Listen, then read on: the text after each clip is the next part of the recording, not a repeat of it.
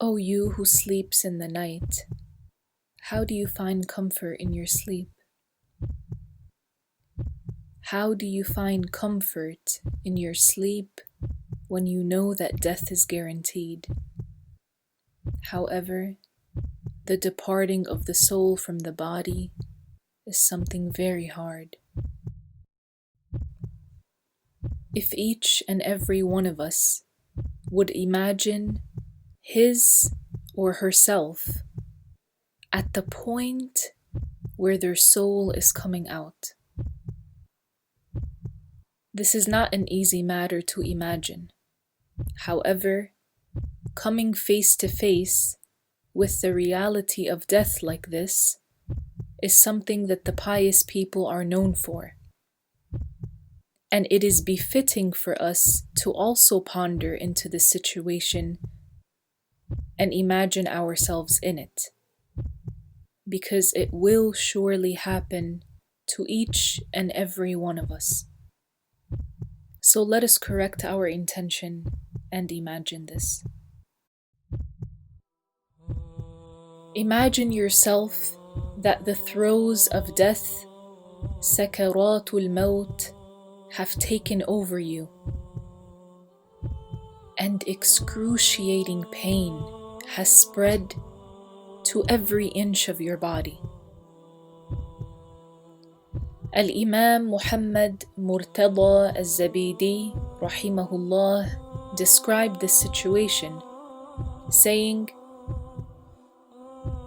اعلم أنه لو لم يكن بين يدي العبد المسكين كرب ولا هول ولا شدة ولا عذاب سوى سكرات الموت بمجردها لكان كافيا بأن يتنغص عليه عيشه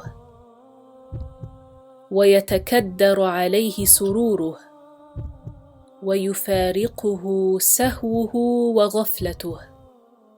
واعلم أن نزع الروح عبارة عن شيء مؤلم نزل بنفس الروح فاستغرق جميع أجزائه حتى لم يبق جزء من أجزاء الروح المنتشر في أعماق البدن إلا وقد حل به الألم. This means, know that if the poor slave did not suffer any calamity or fear or hardship or any suffering except that of the throes of death by itself, then it would be enough to disturb this person's everyday life.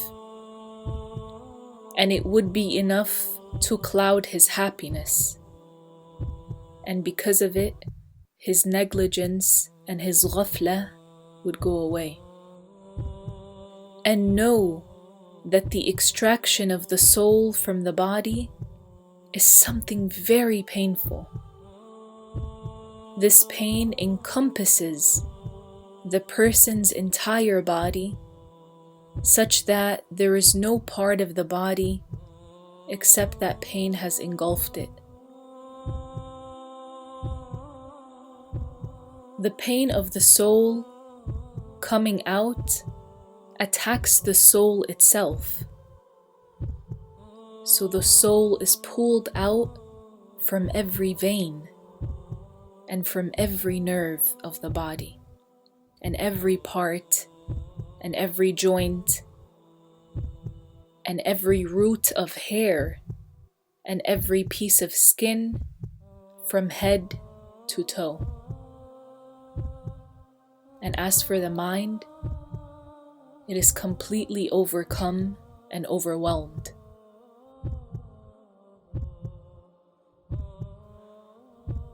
And as for the tongue, it has gone silent and mute. And as for the limbs, that is the hands and the feet, their strength is depleted. a person will wish for some comfort or relaxation, even through a moan of a pain, or a scream of agony, or a cry for help. But he will not be able to, and she will not be able to.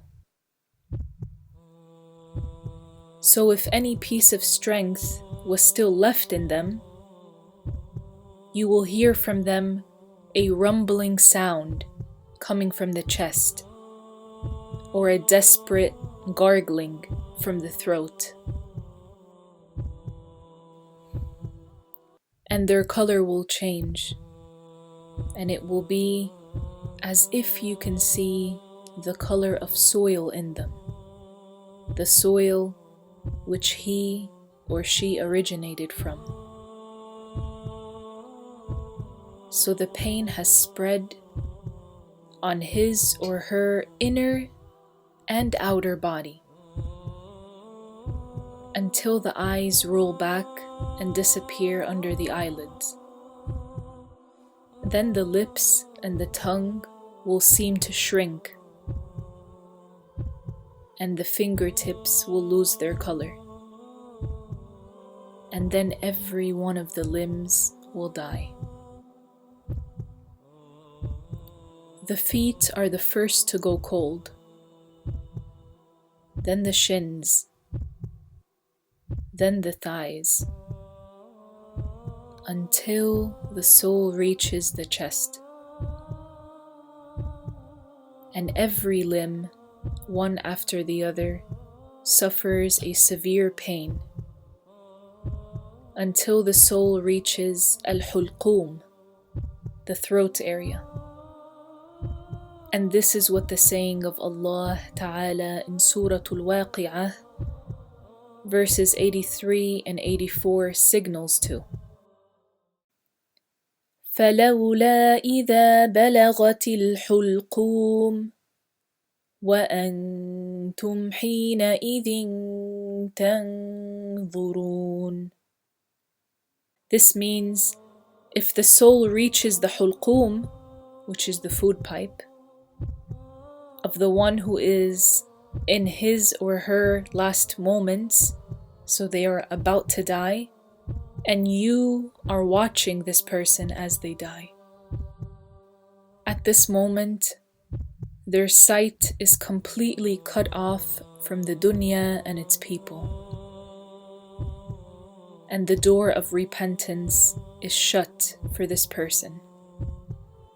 So no repentance would be accepted from them now. And he or she is taken by great sorrow and regret. And of course, this is not the case for the pious Muslim, for the pious Muslim will be happy to depart the dunya. It was mentioned about a man that would always ask those dying, "How do you find death?" That when this person himself became sick, he was asked, "How do you now find death?" He said, "I feel as if the heavens, that is the skies, have fallen onto the earth, and I feel as if myself is coming out of the eye of a needle." We ask Allah Ta'ala to grant us all the good end.